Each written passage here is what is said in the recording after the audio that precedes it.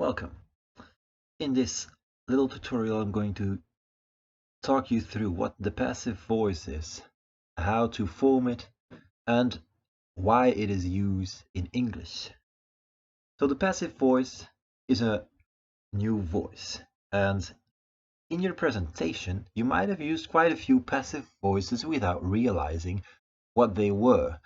I've got a few examples here of sentences that I've used in my PowerPoint.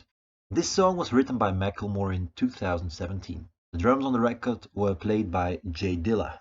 A sense of sadness is evoked by using a lot of soft piano lines, and the band has been awarded a Grammy for their performance. At first glance, there's not really something peculiar about these sentences, and they'll feel quite normal for most of you. But if you think about who performs the actions of the verbs here, and I suggest you pause the video in a few seconds and think about this, you'll notice that something's different from your normal sentences, which you make every day, let's say. I'll let you look at this for a moment, and then you can continue watching. So, if you've thought about this, then you notice that the subject here is not the one doing the action, whereas in a normal sentence that is the case. If you say I work, the I is the one that does the action.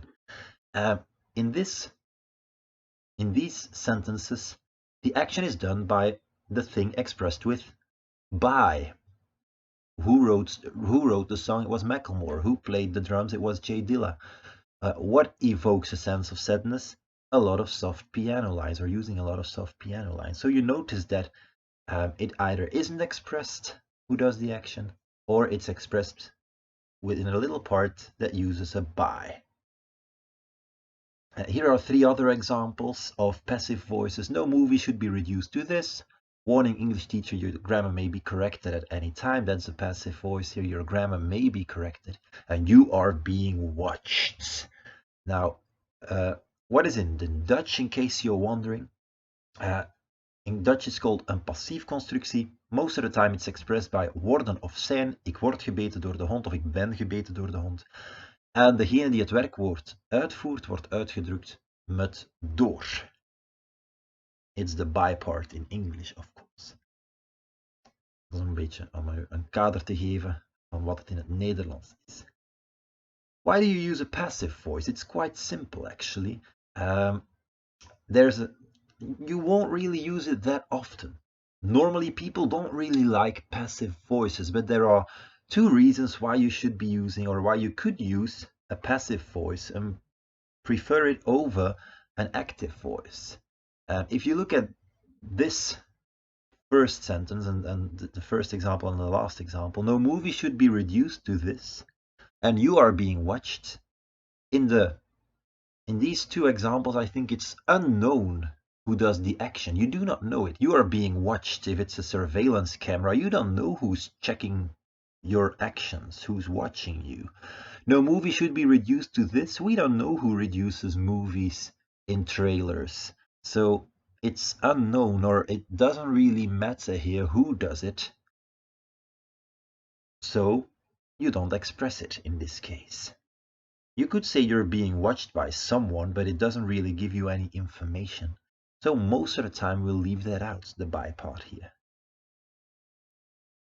So if you take the active sentence, someone is watching you, the someone is a part that we don't really like that much. So then you can choose a passive sentence. If you look at this example, warning, English teacher, your grammar may be corrected at any time.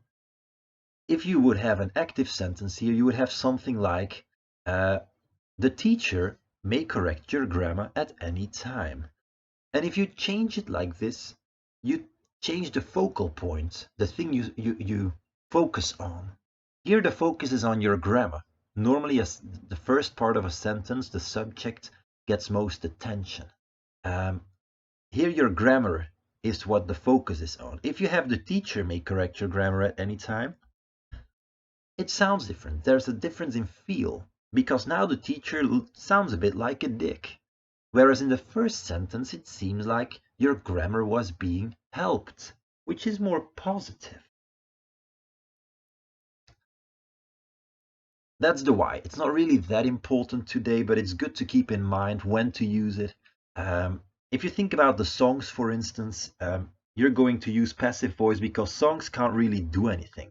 If you say the song was written by Jay Dilla, it's because the focus is on the song and not on the person writing it, because you're talking about songs in your playlist. An easy way to recognize a passive voice is by looking at two things. If you look at a sentence like John is hit by bot, look at the subject of that sentence. John. Is he the one that does the action? No. If that's the case, you've got a passive voice. Very easy.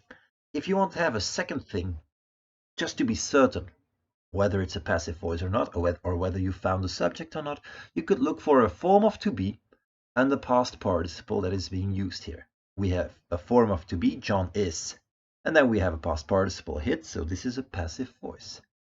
You could say has been is a form of to be, hit is a past participle. Third thing you could look for is a by part. Not always expressed that way, and I know I forgot my capital letter. Those of you that remember, I said you'll always make mistakes in a PowerPoint, so don't use text. This is an example of why not to do it.